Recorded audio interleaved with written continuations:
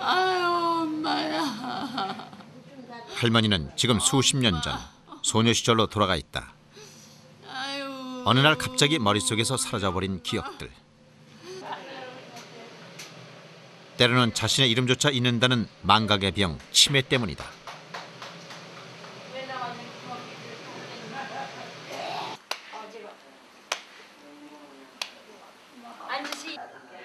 노년기 최대의 고민이자 두려움인 치매. 이들에게서 수많은 기억과 인생의 기쁨을 앗아간 것은 노화, 유전적인 원인, 뇌혈관 이상 등으로 손상된 뇌세포들이다.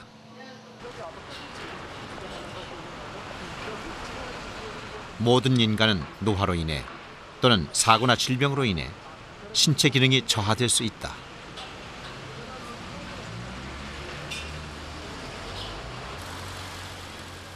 (30여 개의 기관과 200여 개의 골격으로 구성된 사람의 몸. 그 가운데 한 가지라도 제 기능을 다하지 못한다면 많은 불편과 고통이 따를 것이다.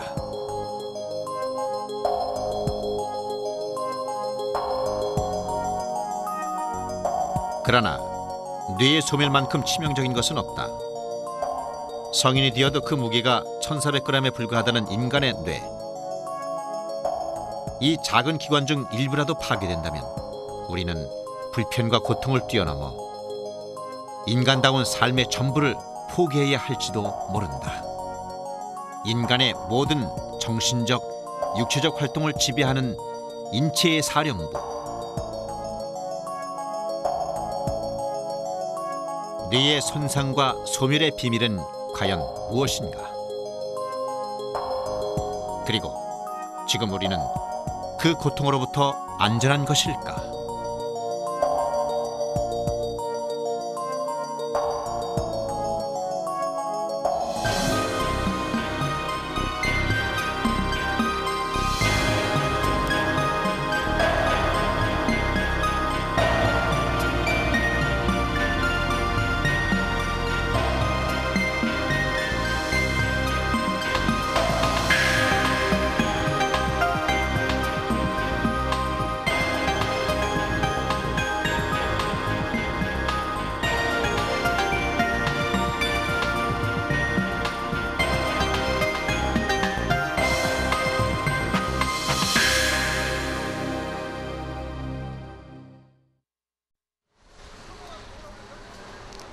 서울의 한 치매 전문 병원.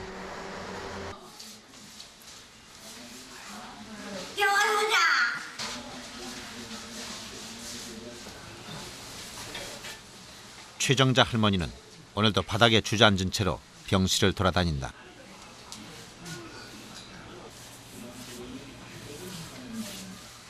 이딴 뇌경색과 뇌출혈로 치매에 걸린 할머니는 지난해 7월부터 이곳에서 입원 치료를 받고 있다.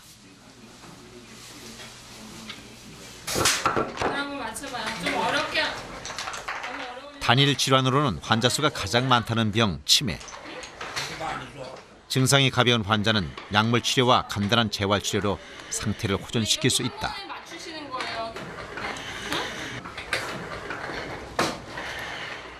그러나 이미 뇌 손상이 상당히 진행된 환자는 돌발적인 행동을 막는 것만으로도 벅차다. 빨리 잠궈주긴 해요. 안 잠궈줄 거예요? 그래. 문은 잠궈줘야지. 빨리 잠궈주세요.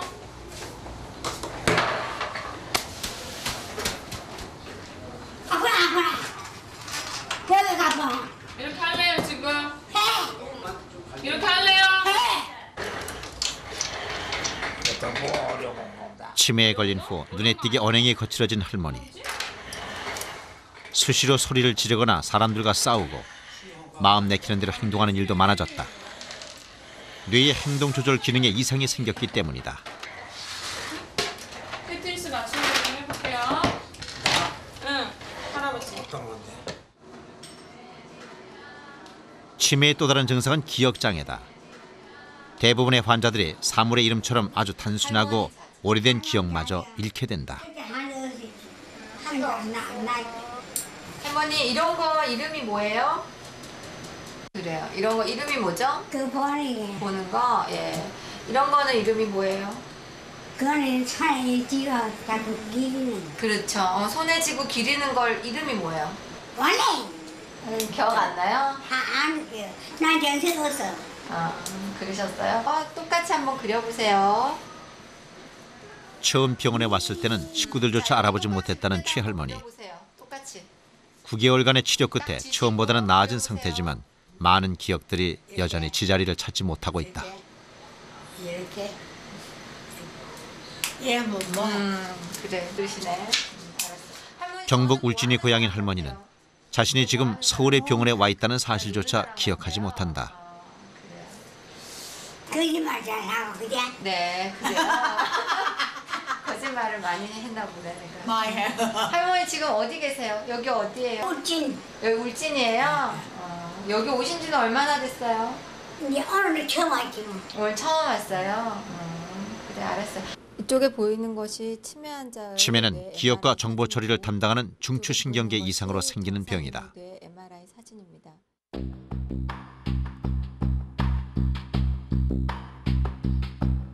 정상인의 경우 뇌를 둘러싼 뇌막 쪽까지 조직이 촘촘히 들어차 있다. 그러나 치매 환자의 뇌는 군데군데 검게 빈자리가 생기거나 하얗게 이물질 같은 것이 끼어 있는 것을 볼 수 있다.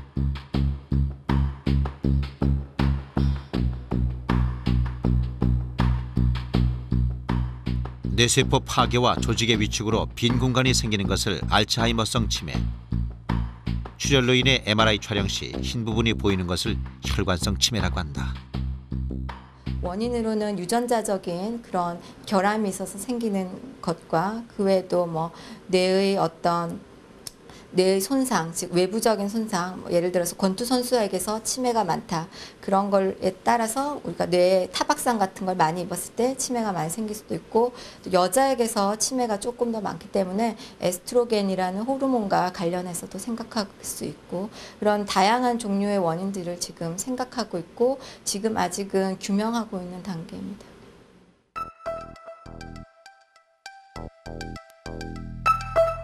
뇌는 크게 전두엽과 두정엽, 측두엽, 후두엽으로 나뉘어져 있다.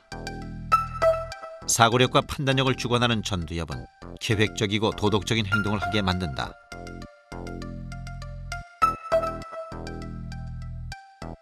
두정엽은 시각과 촉각 등의 신체 감각을 종합해 적당한 행동과 반응을 결정한다. 측두엽은 언어 기능, 기억과 학습, 그리고 감정을 담당하는 곳으로 알려져 있다. 어떤 부위에 어느 정도의 손상을 입느냐에 따라 치매 환자들은 감정 억제가 안 되거나 기억 감퇴 또는 판단력 저하 등의 증상을 보이게 된다.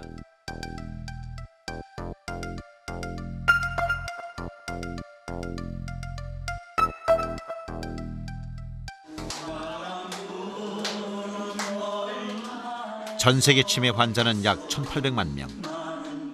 국내의 경우 노인 인구의 8.5%인 30만 명에 이른다. 황혼계 최대의 적으로 자리 잡은 치매. 그것은 죽음의 순간까지 환자와 그 가족이 지고 가야 할 고난의 십자가다. 그러나 아직 젊고 건강하다는 이유만으로 뇌손상의 고통으로부터 자유로울 수는 없다.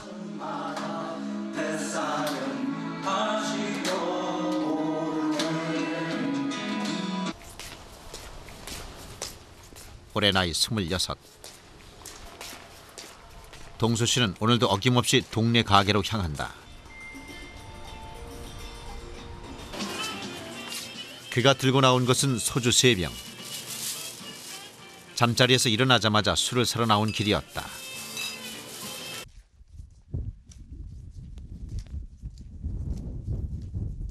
왜 지금 사고 오신 거예요? 먹으려고 샀어. 아침부터요? 예, 이른 시간에? 예.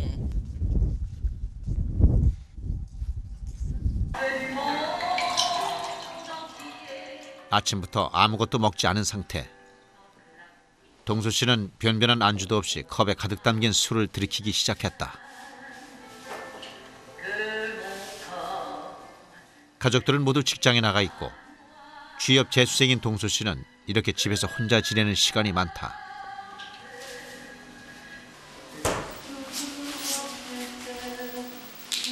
잠시 후 소주 한 병을 순식간에 비운 동수 씨가 곧바로 세수를 가져온다.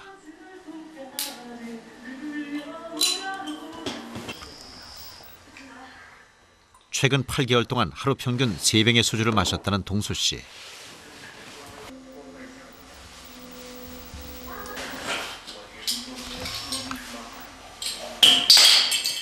요리사가 되고 싶었지만 대학 졸업 후 1년 이상 취업이 안 된 데다 아는 사람 하나 없는 곳으로 멀리 이사를 온 것이 화근이었다. 예전에는 먹지도 않았죠.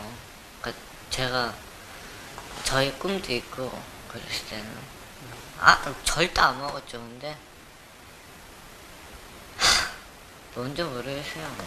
그러니까 너무 막 외로운 거, 정말 외로웠어요.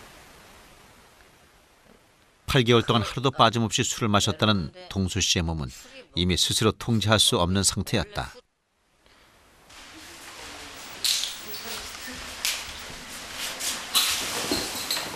그만 마시라는 만류도 소용없었다. 이따가 저녁 드세요, 저녁. 이따 저녁까지 할 수 있죠.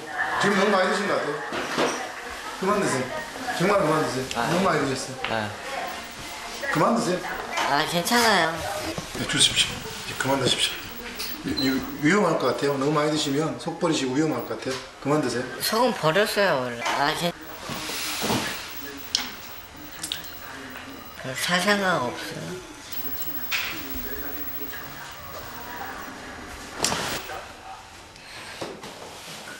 계속되는 음주로 잃어버린 것은 통제력만이 아니었다. 술 주세요. 술.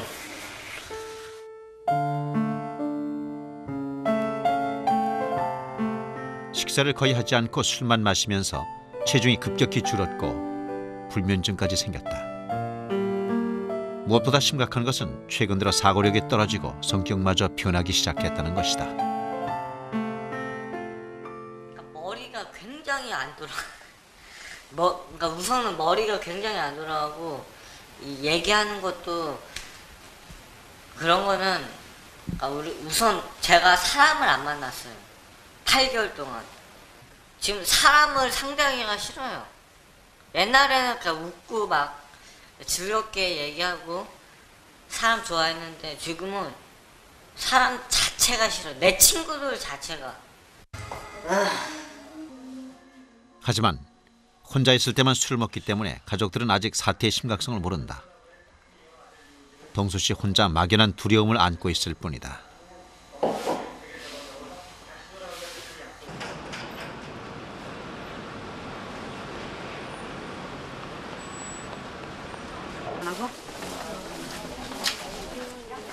지난 8개월 동안 동수 씨의 뇌에서는 도대체 어떤 변화가 있었던 것일까? 취재팀은 가톨릭대학교 성가병원의 협조로 동수 씨의 뇌 기능을 검사해 보기로 했다.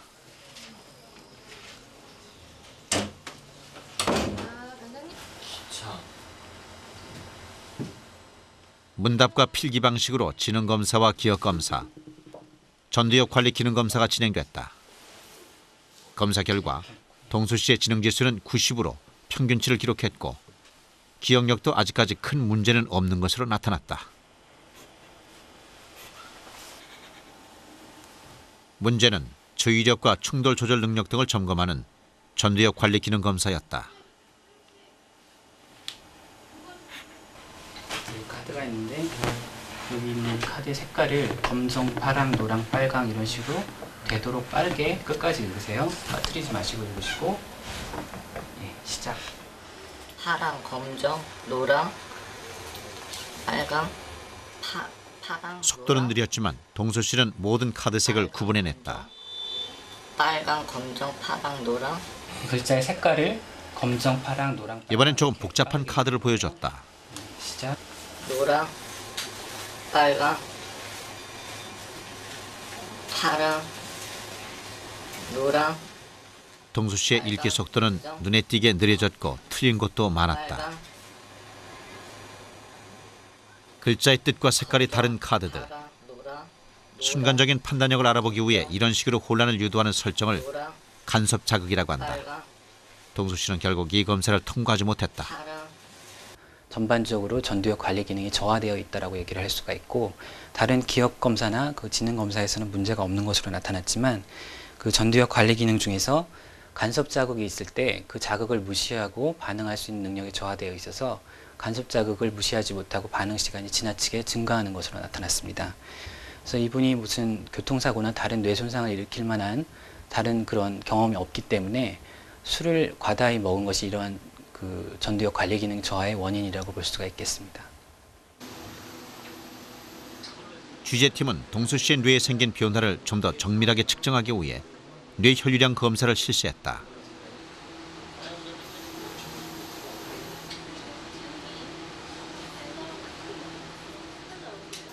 뇌는 인체 혈액 중 15%를 사용할 정도로 혈액의 흐름이 많은 곳이다.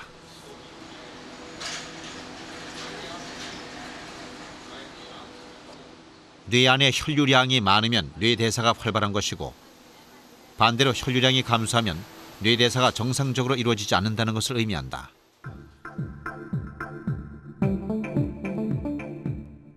결과는 앞서 실시한 신경심리검사보다 더 심각했다. 동수 씨의 사진 곳곳엔 혈류량이 떨어졌음을 나타내는 붉은 반점이 나타나 있었다. 문제가 일어난 곳은 전두이랑 기저핵 등 주로 행동 조절과 관련된 부분이었다. 뇌대사가 떨어져 있다는 건 그 부위의 그 활동성이 감소되는 거고요. 이 활동성이 감소되어 있다는 건 결국은 이 피검자가 결국은 그쪽에 기능이 정상이 낮기 때문에 어떤 행동을 할 때, 특히 이런 잠깐 말씀드렸던 아까 부위들이 뇌에서 우리가 어떤 행동을 일으키기 전에 그 행동을 총괄하는 그 중추가 되는데, 그 중추가 계속해서 되면 망가지기 때문에 결국은 행동의 부조화, 그리고 말이 어눌해진다든지, 그러니까 자기가 하고 싶은 대로 행동을 못하는 그런 증상이 나타날 수가 있습니다. 8개월 동안의 폭음으로 20대 중반의 젊은 나이에 뇌 손상이 시작된 장동수 씨.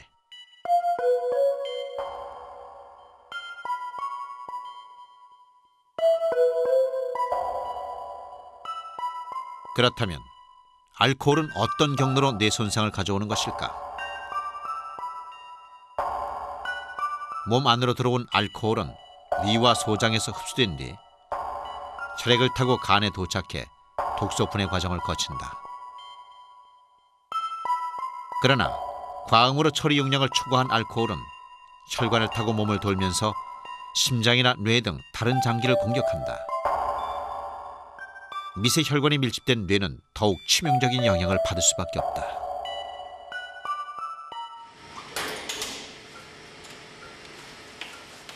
알코올의 공격을 받은 뇌는 어떤 반응을 보일까?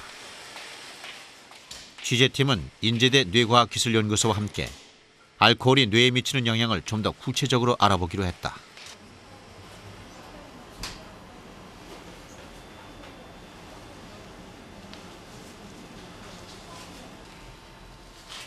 체중 60-70kg인 사람이 소주 4병을 마시는 것과 같은 양의 알코올을 쥐에게 투여하고 행동 변화를 관찰했다.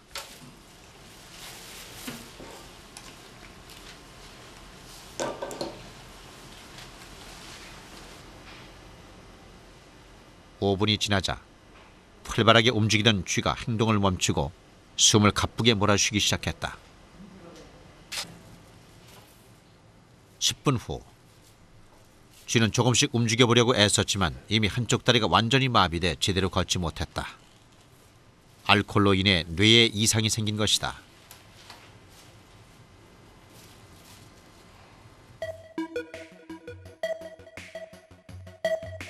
뇌에는 혈뇌 장벽이라는 이물질 방어 체계가 있다.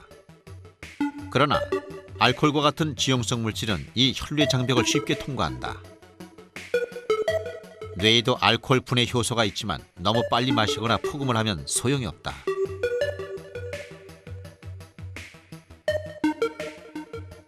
이렇게 침투한 알코올은 시냅스 연결 부위를 거쳐가는 신경 전달 물질에도 영향을 미쳐 시냅스에서의 신호 전달 과정을 교란시킨다.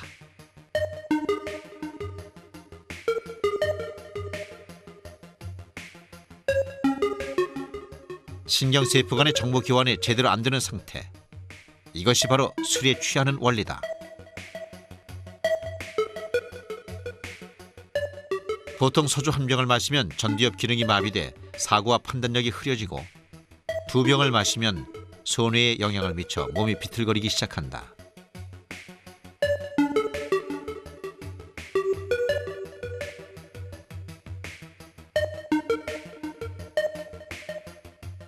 네 병 이상을 마시면 뇌관이 마비되면서 호흡과 심장 박동에 이상이 생긴다. 흔히 필름이 끊긴다고 표현하는 블랙아웃 현상도 일어나는데, 이것은 측두엽의 기억 회로인 해마에 이상이 생긴 경우다.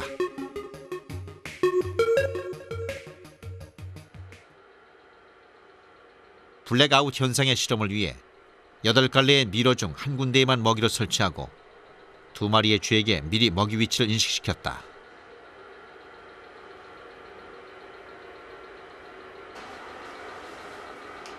먼저 알코올을 투여하지 않은 쥐를 미로에 넣었다.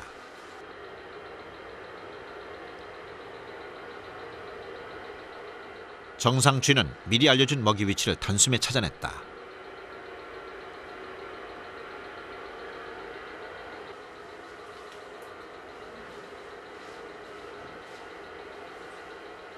이번에는 알코올을 투여한 쥐를 미로에 들여보냈다.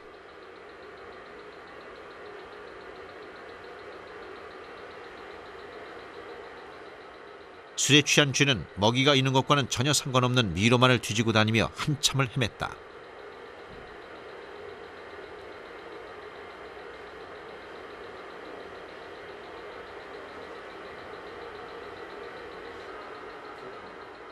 어렵게 먹이 위치에 접근했지만 결국 알아차리지 못한 채 중간에 그냥 나가기도 했다. 결국 이 쥐는 먹이를 찾지 못했다.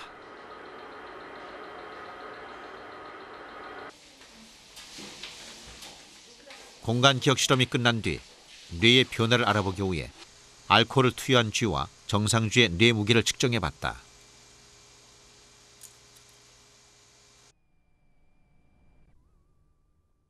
알코올 쥐의 뇌 무게는 0.211g으로 정상 쥐보다 10%나 무게가 줄어 있었다. 알코올로 인해 그만큼 뇌 조직이 위축됐다는 것을 알 수 있다.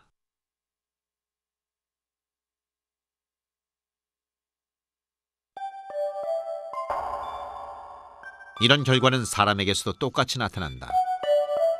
과음으로 일시적인 기억 상실증을 보이는 블랙아웃 현상이 심화될 경우 뇌의 손상 부위는 점점 넓어지며 영구적인 손상을 가져올 수도 있다.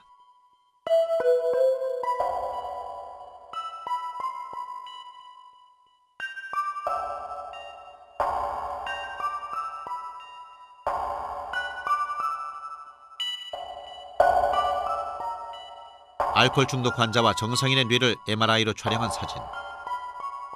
전체적으로 조직과 구성이 치밀한 정상인과 달리 알코올 중독 환자의 뇌는 조직 간 연결이 느슨하고 군데군데 비어있는 것을 볼 수 있다. 뇌세포가 파괴되고 조직이 위축된 흔적이다.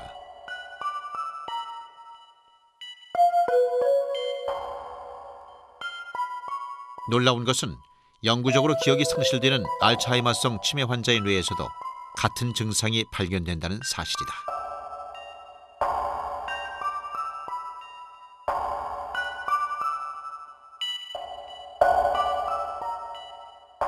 그래서 이거를 종합적으로 요약을 해드리면 결국 뇌가 쪼그라들어 있다는 현상입니다. 즉 술을 장기간 먹게 되면 뇌가 이렇게 쪼그라들어서 결국에 나중에는 알코올로 인한 치매 상태까지 이르게 됩니다.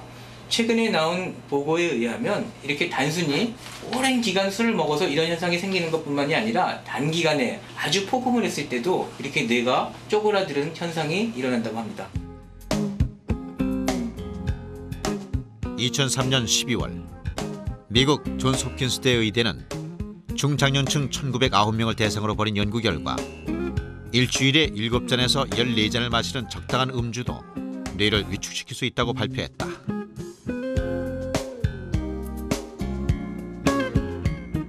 또한 현재 술을 마시고 있는 사람뿐 아니라 이미 술을 끊은 사람도 술을 전혀 마시지 않은 사람에 비해 뇌경색 확률이 높다는 사실도 밝혔다.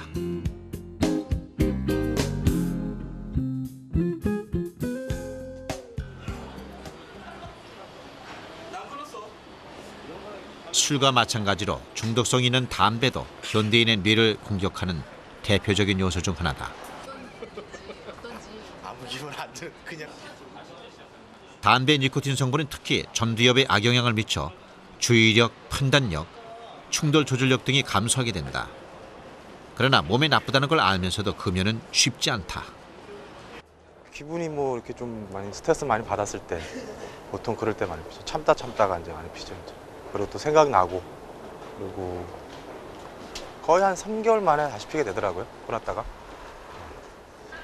뭐 특별한 이유라기보다는 그냥 계속 못 끊게 돼요. 의지가 약한 건지 아니면 습관적으로 자꾸 피게 돼요. 끊고 싶은 생각이 있는데도 금연과 단주가 어려운 이유는 무엇일까?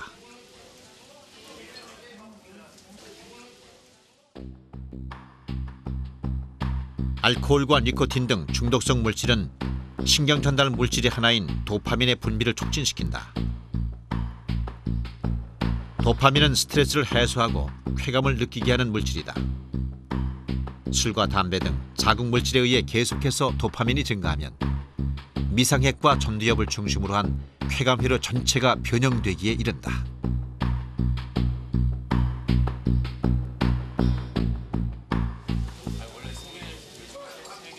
시간이 갈수록 뇌에서는 더욱 강력한 쾌감을 요구하게 되고 이로 인해 음주나 흡연에 대한 욕구가 점점 강해지는 것이다.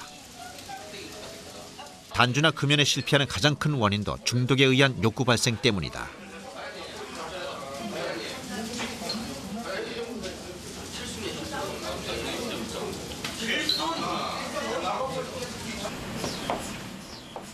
(2003년 11월) 가톨릭 의대 김대진 교수팀은 이런 욕구의 실체를 밝히는 새로운 연구 결과를 발표했다. 정상인과 알코올 의존 환자들의 술에 대한 욕구와 그에 따른 뇌의 변화를 측정한 것이다.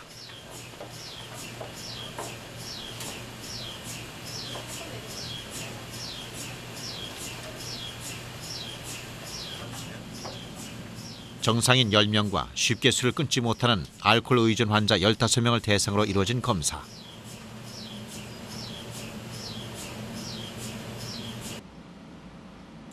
MRI 촬영을 하는 동안 술과 관련된 이미지를 보여주고 뇌 혈류량의 변화를 관찰했다.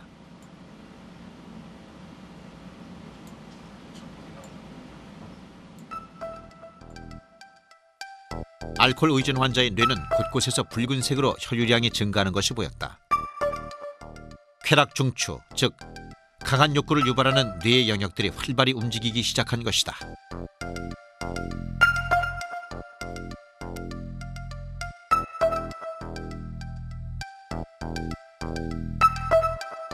그러나 알코올 의존도가 낮은 정상인의 뇌는 같은 조건에서도 혈류량이 증가하지 않았다.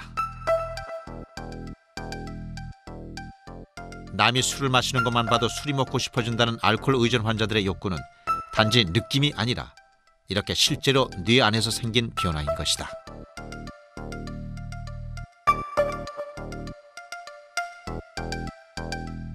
여기서 가장 중요한 것은 이렇게 뇌 혈류량이 증가되는 것이 환자들이 표현할 때, 그러니까 술이 땡길 때 뇌로 많이 피가 솟구치는 것 같다, 이런 느낌을 받는 것이 실제로 뇌에서 벌어진다는 것입니다.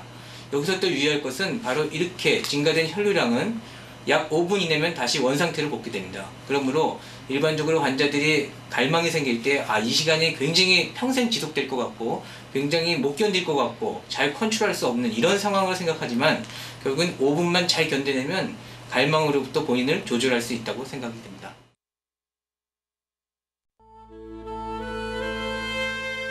감정과 기분의 변화 역시 뇌의 변화에 따른 것이다.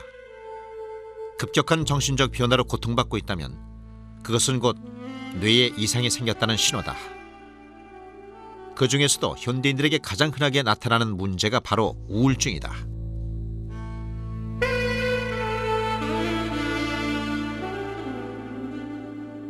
(19세기) 영국의 전원 시인이었던 존 클레어가 심한 우울증에 빠져 있을 때 쓴 이 시는 우울증의 증상을 단적으로 보여준다.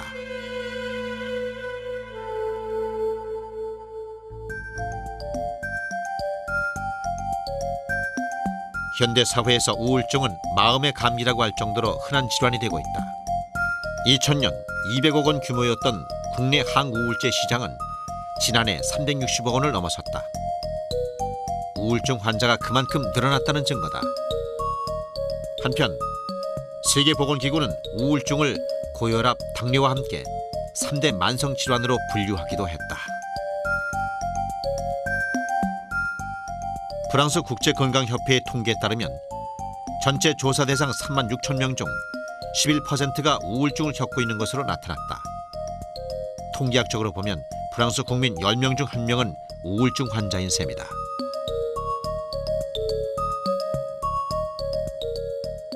남녀를 구분한 조사에서는 여성들의 우울증 분포율이 남성들보다 4%나 높은 것으로 밝혀져 여성이 남성보다 우울증에 걸릴 확률이 더 높다는 결론이 나왔다.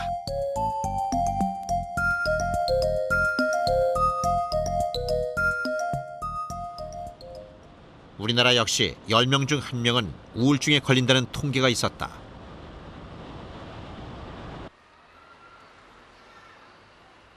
봄 햇살이 한창 따사로운 요즘, 윤정아 씨는 한낮에도 집안의 모든 문을 닫고 블라인드까지 내려놓는다.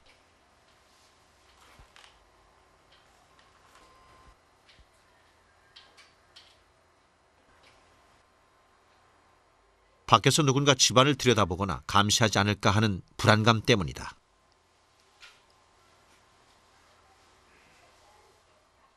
여기 아파트 앞에 차들이 많이 있잖아요. 그러니까 차들이 요새는 막 그 선텐이 돼 있으니까 이게 선팅돼 있으니까 다 그 안에서 쳐다보고 있는 것 같아요. 그래서 제가 저 부엌도 저것도 다 저렇게 막았었어요. 거기 이제 저 행주로 이쪽에는 가운데는 이렇게 하고 저걸로 다 붙여버렸거든요. 뭐 이것도 이제 전화로 해가 처음에는 이것도 이렇게 안 했을 때는 제가 기독교 방송을 보려면 여기 누워가지고 눈 감고 그냥 듣기만 들었어요. 저기서 쳐다보면 TV 본다고 할까 봐서 그게 막 그런 것들이 다 감시하는 것 같아가지고. 불안과 공포 속에 하루 종일 긴장을 늦출 수 없다는 정아 씨.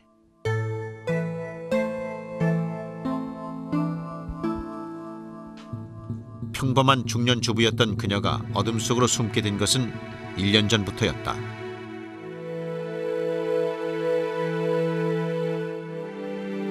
국내 굴지의 통신회사 직원이었던 정아 씨는 IMF 이후 끊임없이 명예퇴직 압력을 받아왔다고 한다.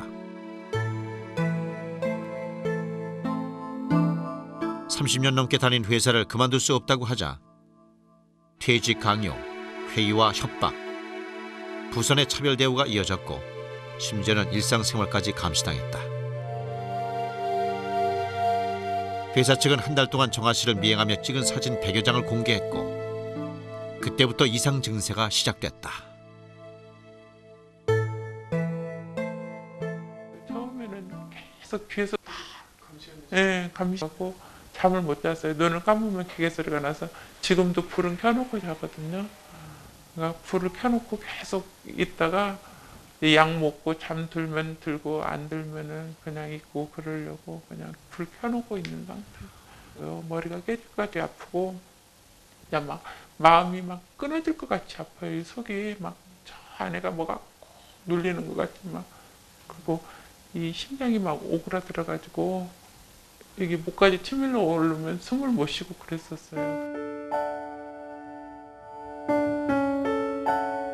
불면증까지 얻은 정아 씨는 5달 만에 몸무게가 15kg이나 줄었다.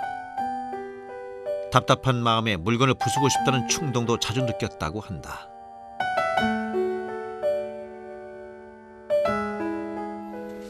지금 저거 이제 이거 깰려고 그래가지고 이게 깰려고 나도.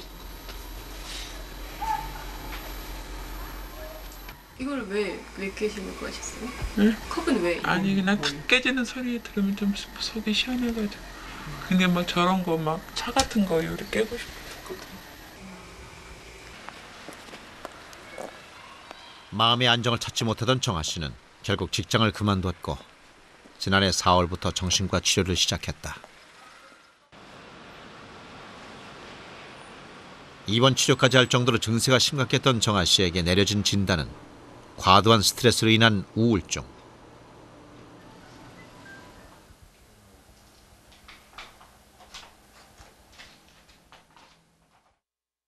우울증 지수 검사에서 받은 32점은 4가지 우울증 단계 중 가장 심각한 그룹에 속한다.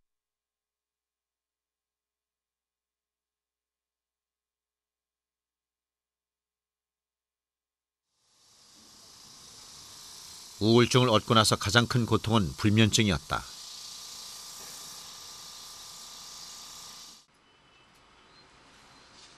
수면제를 먹지 않으면 잠을 잘 수 없다는 정아 씨.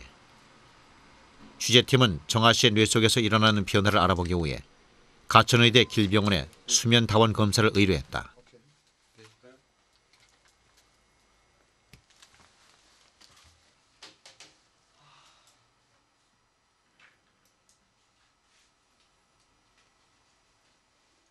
뇌파와 근전도, 심박 체크 등을 통해 수면 중에 일어나는 신체 변화를 측정하는 수면다원 검사.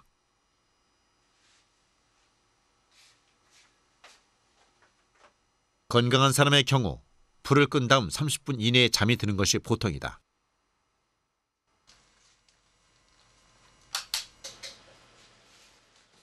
이틀 밤을 꼬박 세운 데다 검사를 위해 수면 유도제를 복용한 정아 씨는 15분 만에 잠이 들었다.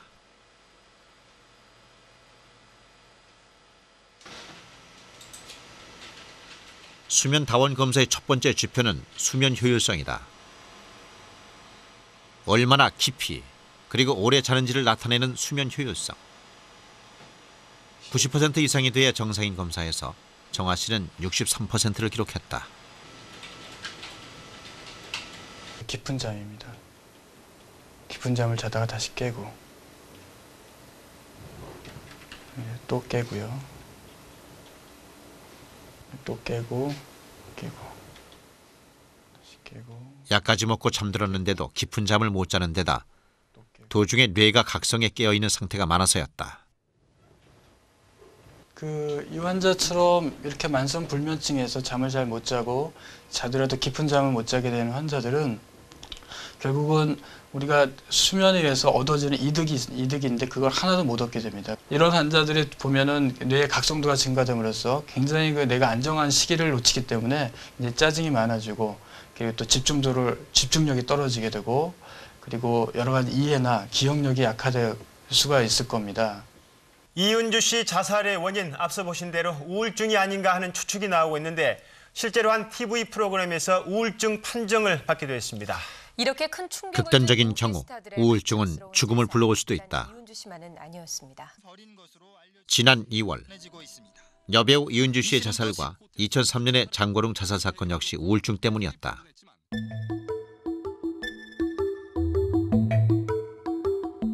핀란드에서는 자살한 사람 229명을 대상으로 자살 전에 알았던 정신질환을 조사했다. 알코올 중독과 정신분열증도 있었지만 39%의 압도적인 다수가 우울증 환자였던 것이 밝혀졌다.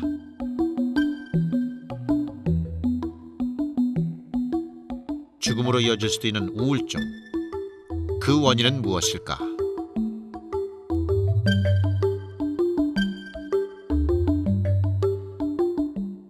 자살한 사람이나 우울증 환자의 가장 두드러진 특징은 뇌 속의 신경 전달 물질인 세로토닌의 활동에 문제가 있다는 점이다. 세로토닌은 뇌련의 안정적인 연결에 중요한 역할을 하는 물질로 이것이 부족해지면 감정이 불안해져서 근심 걱정이 많아지고 충동적인 성향이 나타나는 것으로 알려져 있다.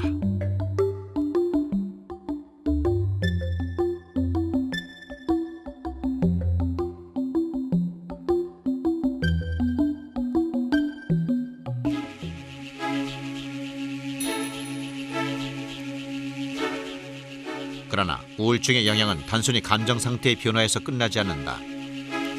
우울증을 앓게 되면 식욕, 수면욕, 성욕, 의욕 등 4가지 기본 욕구가 없어지면서 체중 감소, 불면증, 소화불량 등의 증상이 나타난다. 뇌 기능의 이상에서 온 감정 변화가 몸 전체의 기능 저하로 이어지는 것이다. 더욱 심각한 것은 우울증이 기억력 감퇴와 같은 뇌기능 장애를 동반한다는 사실이다.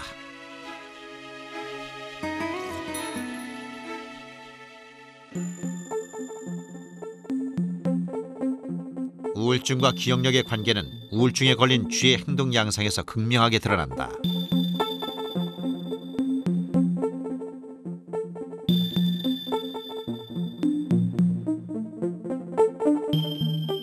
우울증을 유발하는 가장 큰 원인은 스트레스다.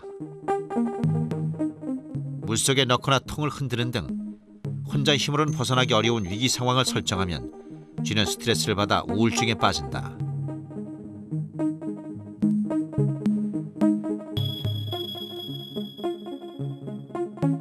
그런 다음 관찰이 쉽도록 쥐의 털을 염색하고 수정미래에 넣었다.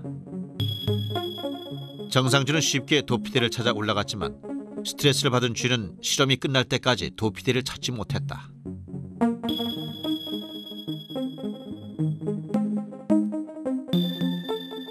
그렇다면 쥐는 왜 이런 반응을 보인 것일까? 스트레스를 받아 우울증에 걸린 쥐의 뇌를 적출해 조직 검사를 실시했다.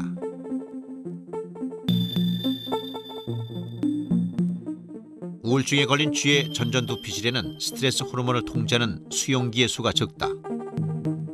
이 경우 쥐는 부적절한 행동을 통제하지 못한다.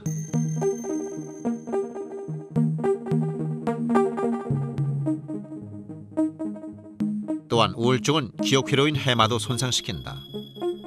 우울증에 걸린 쥐는 스트레스 호르몬 수용기가 적어 스트레스를 잘 조절하지 못하고 기억력도 감퇴된다.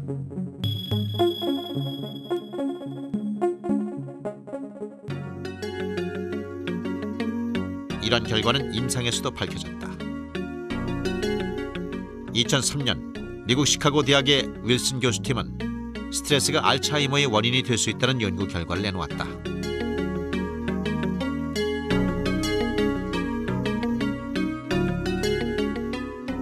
평균 연령 75세의 노인 800명을 조사한 결과 스트레스 지수가 높은 노인들은 자신이 직접 경험한 사건을 잊어버리는 일화 기억의 감소가 뚜렷했다.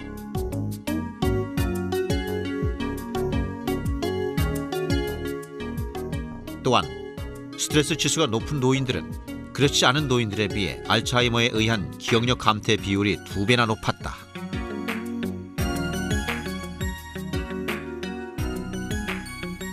스트레스의 생물학적인 지표를 얘기하려면 뭐 한두 가지를 들 수 있습니다. 그 부신에서 분비되는 코티솔, 혈중의 코티솔. 생명체가 스트레스를 지속적으로 받게 되게 되면 혈중의 코티솔이 계속 높아지게 되고요. 이랬을 때 이 코티솔은 시상하부의 그런 네거티브 피드백, 그러니까 음성 되먹이 조절뿐만 아니라 뇌의 다른 부위, 예를 들어서 그 공간 인지 기억에 관여하는 해마, 혹은 사람의 그 감정, 공포를 관장하는 그런 편도체, 이런 부분에 영향을 미쳐서 아주 과도한 코티솔의 농도는 신경세포의 죽음을 야기한다는 그런 실험 증거가 발표됐고요. 따라서 아주 과도한 스트레스에 생명체가 오래 처해 있게 되면 인지 기능에 손상이 올 것으로 우리는 추정할 수가 있는 거죠.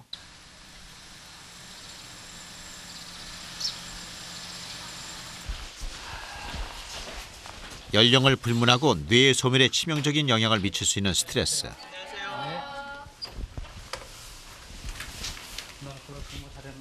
뇌질환과 소멸을 예방하는 방법 중 하나로 명상과 같은 스트레스 조절법이 주목받고 있는 것도 그 때문이다.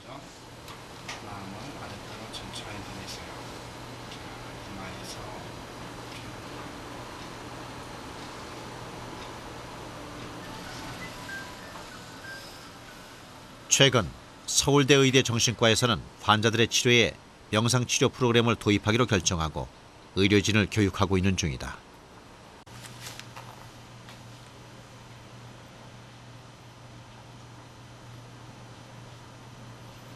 네, 정신과에서 현재 명상을 이용한 치료법을 개발하고 있습니다. 그 일환으로 환자분들께 적용하기에 앞서서 저희 치료진들이 명상을 익히는 중입니다. 이제 환자분들이 오시면 저희는 면담을 하게 되고요. 면담을 통해서 개개인에게 맞는 프로그램을 계획해서 진행하는 역할을 하게 됩니다.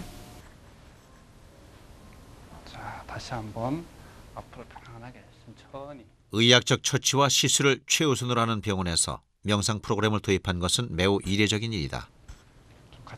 일상생활 속에서 스트레스를 통제하는 것이 뇌 건강에 중요하다는 것을 인식했기 때문이다. 일단 요즘 이제 문제되어 있는 스트레스예요. 그러니까 스트레스에 의해서 우울증이나 불면증, 무기력 같은 증상들이 많이 발생하게 되는데 명상이 이런 스트레스를 잘 대처하고 또 그로 인한 합병증, 후유증을 예방하는데 상당히 효과가 있기 때문에 이것을 치료법으로 도입하려고 지금 준비 중입니다.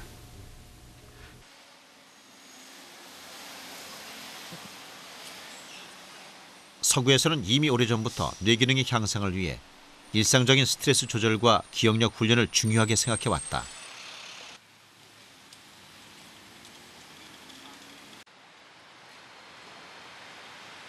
미국 UCLA 기억력 노화 클리닉은 뇌의 노화 원리와 예방, 기억력 증진을 전문으로 연구하는 기관이다.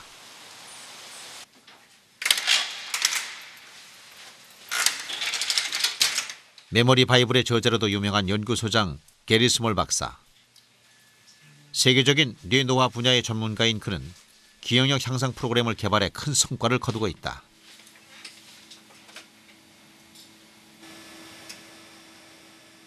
게리 스몰 박사는 일상적인 습관의 변화만으로도 뇌 소멸을 막고 기능을 향상시킬 수 있다고 말한다. 그것은 그가 수많은 임상 치료를 통해 얻은 결론이었다. This area of the brain, this is where we saw a difference as far as a change in brain efficiency after a 2-week program. Stress reduction, healthy diet, physical exercise and memory training, that we found that it actually had it caused a change in the brain of these volunteers. Just 2 weeks. 기억력 감퇴 증상을 보인 40대 여자 환자에게 기억력 테스트 문제를 주고 촬영한 기능성 MRI 사진. 붉은색 점은 뇌가 활성화된 부분으로 기억을 떠올리는데 이만큼의 뇌를 썼다는 의미다.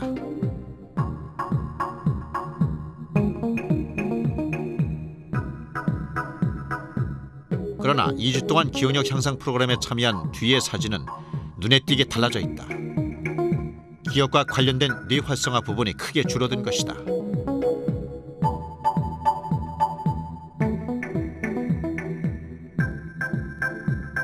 이 환자는 프로그램에 처음 참여할 때보다 뇌를 조금만 쓰고도 기억력 테스트를 통과했다. 반면에 테스트 점수는 처음보다 200%나 올라가 있었다. For young people, usually it's not a brain degeneration like Alzheimer's disease. Usually it's stress or medication or some other cause. Occasionally there can be a medical condition that causes memory loss in younger people. One thing people don't realize is that for the common forms of age-related memory loss, genetics contributes to only about 1/3 of the risk. That is, our genetic inheritance from our parents. If our parents have Alzheimer's disease or some other brain disease, that's usually only a portion of the risk. That means that about 2/3 of the risk has to do with non-genetic factors, so lifestyle is critically important in terms of protecting brain health and memory.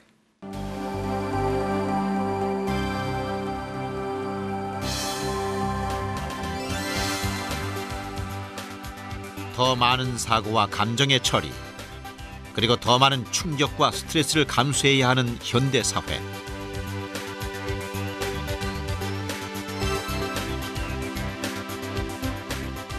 인간이 앓고 있는 질환 중 40%는 뇌와 관련돼 있다. 뇌 질환은 이제 일부 특수한 사람들만의 문제가 아닌 것이다.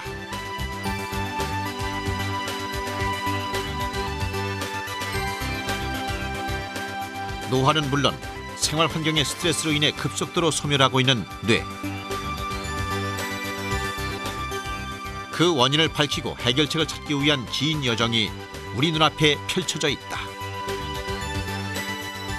그리고 지금 그 길의 끝을 향해 첨단 뇌과학의 질주가 시작되고 있다.